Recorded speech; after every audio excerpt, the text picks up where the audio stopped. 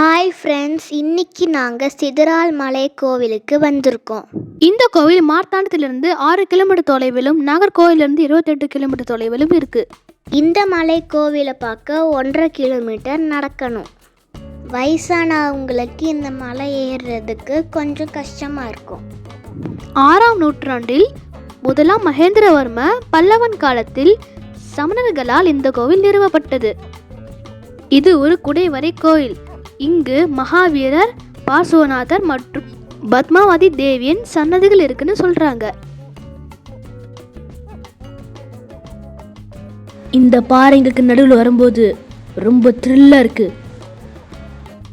இது ஏன் குடைவரை கோயில்னு சொல்கிறாங்க தெரியுமா? இங்கே இருக்கும் பாறைகளை குடைஞ்சு சிலைகளை செதுக்கியிருக்காங்க. அதை தான் இப்போ நம்ம பார்க்க போகிறோம்.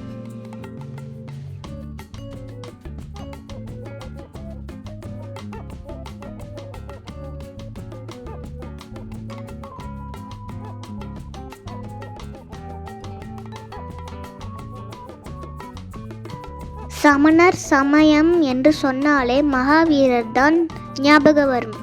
சமணர் சமயத்தில் மொத்தம் 24 தீர்த்தங்கரர்கள் உள்ளனர்.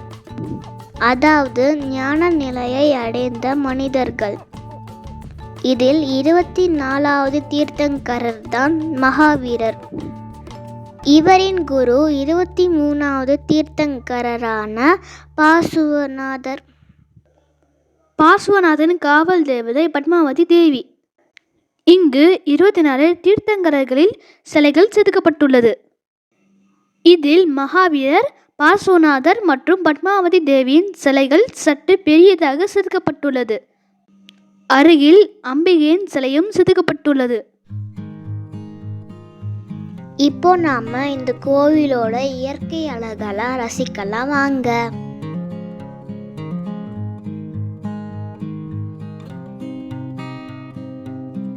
இங்க ஒரு குட்டி நாகராஜா சன்னதியும் இருக்கு.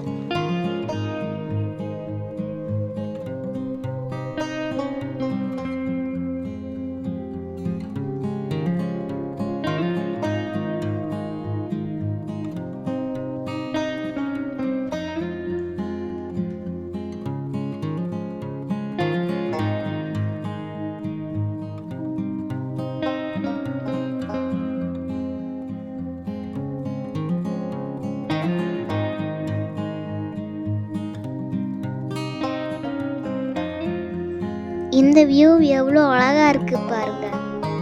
இயற்கையாகவே அமைந்த ஒரு குளமும் இருக்கு.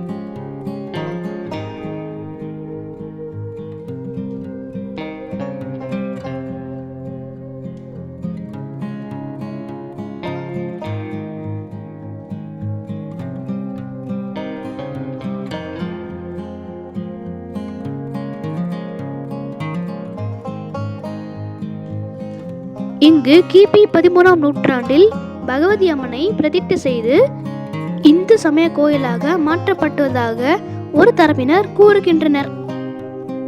மற்றொரு தரப்பினர் சமணர்கள் கோவில் ஒரு பக்கமும் மறுபக்கத்தில் பகவதி அம்மன் கோயிலை அமைத்து வழிபட்டதாகவும், அதாவது ஒரே இடத்தில் 2 சமயத்தினரின் வழிபாட்டு தலமாக சிதறல் மலை கோவில் இருந்தது என்று கூறுகின்றனர். தற்போது சமணர் கோயில் சிதிலமடைந்து ஒரு பகுதி மட்டுமே இருக்கிறது. இப்போ இக்கோவில் இந்திய தொல்லியல் ஆய்வகத்தின் பராமரிப்பில் உள்ளது. இந்த கோயில் நாங்க வரும்போது பூட்டி இருந்தது. குறிப்பிட்ட நாளில் மட்டும்தான் இந்த கோவில் திறந்திருக்குமா, மற்ற நாளில் பூட்டி தான் இருக்கும்.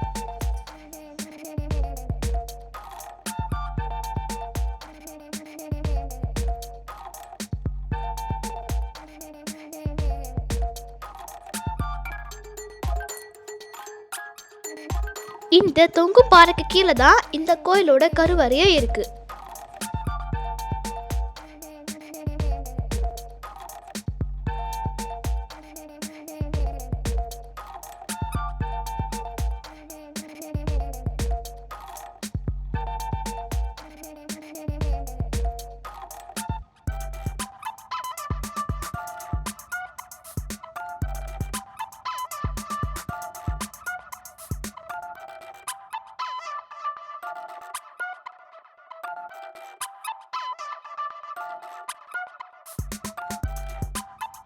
இந்த பாறைக்கு மேலே போனால் சூப்பரான வியூ இருக்கு. இப்போ நம்ம அங்கே தான் போக போகிறோம்.